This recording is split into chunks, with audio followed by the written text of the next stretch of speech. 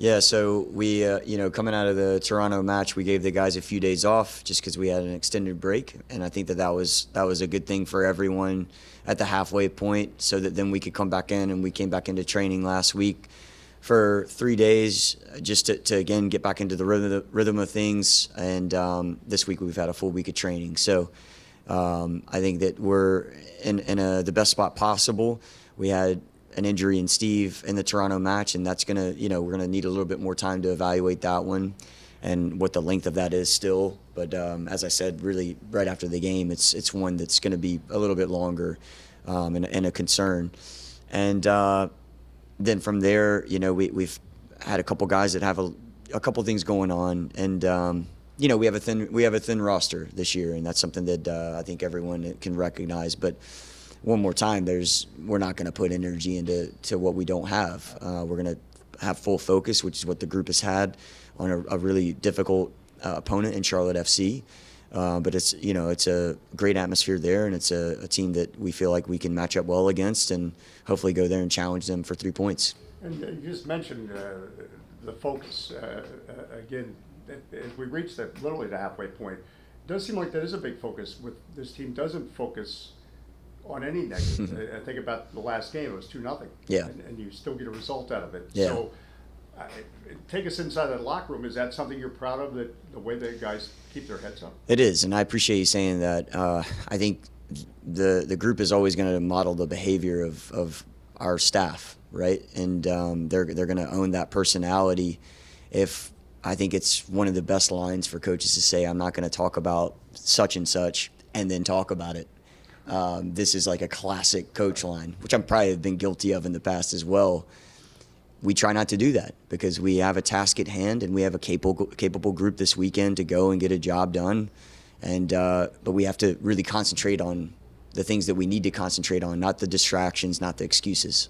And you have on the, certainly a positive side. You have a young, hungry bunch that there's probably guys saying, I'm going to have a chance. I can do something with this team, like a Jackson Hopkins became a starter, or that's a good vibe to have, it would seem.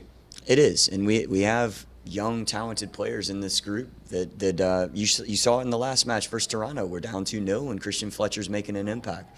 Matai is making a very good impact whenever he came on. Koo obviously has the goal as one of our academy products. It's a homegrown signing, and you could point to many more. Jackson Hopkins. So, those guys they're gonna have to play a big role for us, and they can handle it. Hey Troy. In terms of the result being down 2-0, going into the break, psychologically, how important was that to get the result that you got?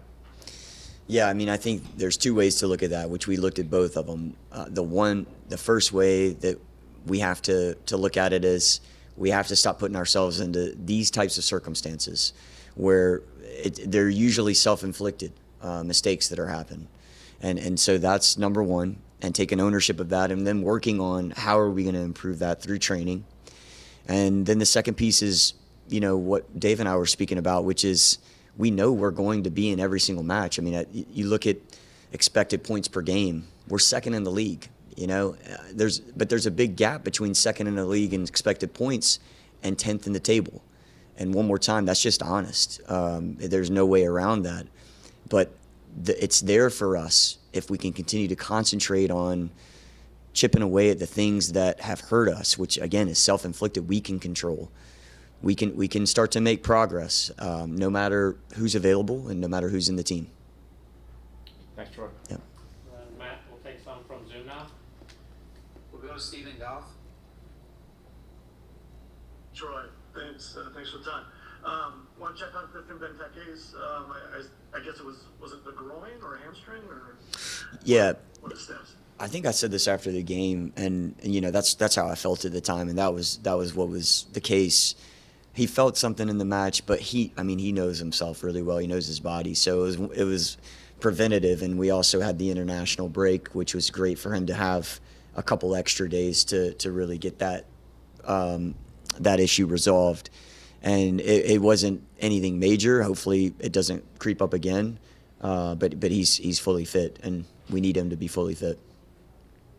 all. Just to follow up on Steve,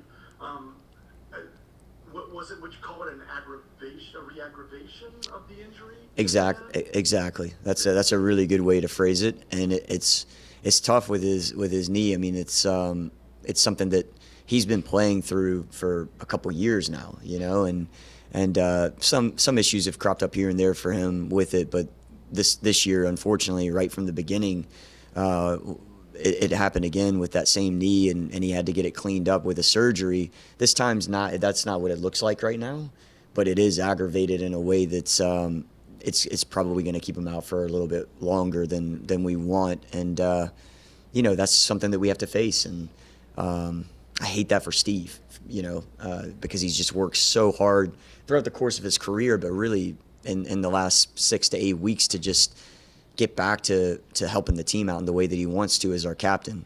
What he did against Miami, that was such an impressive performance, and it's difficult when you realize a performance like that and then you have another setback. So, we'll face that as we keep working with him to get him back healthy.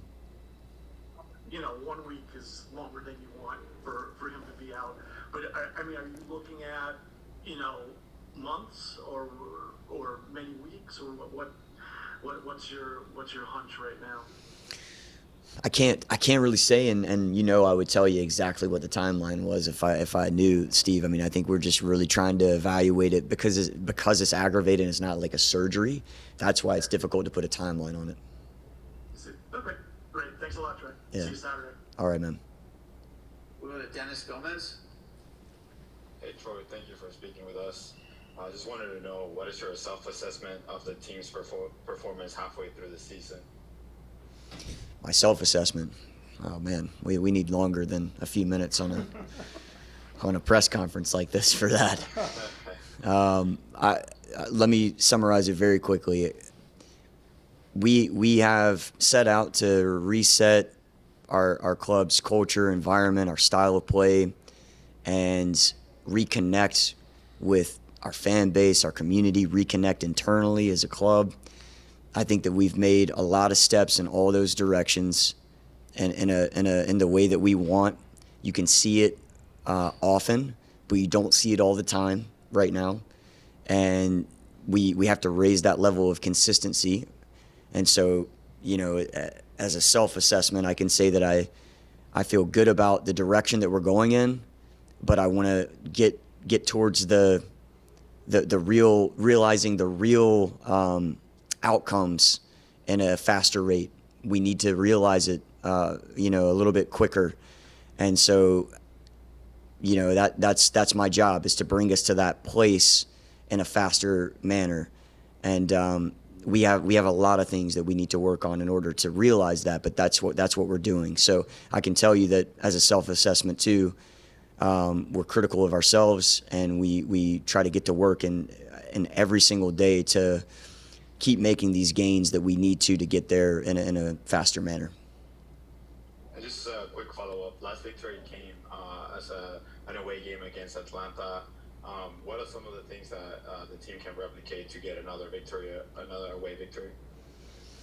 Yeah, in Atlanta, I thought that we saw the match all the way out. We made 2 mistakes. If you don't forget that in that match, where we give up a penalty early, we have to overcome that, and then coming out of the gates in the second half, we have an own goal. So we do get a win in that match, but I think in that match, outside of those 2 mistakes, we also put some of our best stuff together throughout the year. After that, though, not just staying on just the wins, I think we had some really good performances through some draws, and even a loss at Inter Miami is one of our best defensive outputs of the year in terms of minimizing a really talented attack. So while we can't point to a win in the last 4 or 5 matches, and that's something that we again self-assess, there's a lot of things happening in those games that we know we're on the right path. But to realize 3 points and a complete performance, we have to shore up the other things.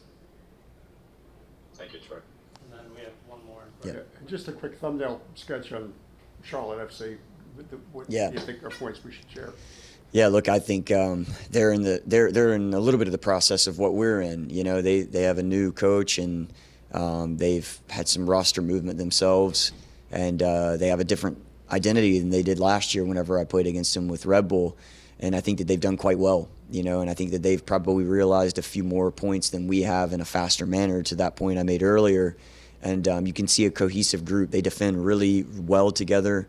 They sacrifice for one another getting behind the ball. And then I think they're dangerous going forward, particularly in the counterattack with some individual players that we have to be aware of.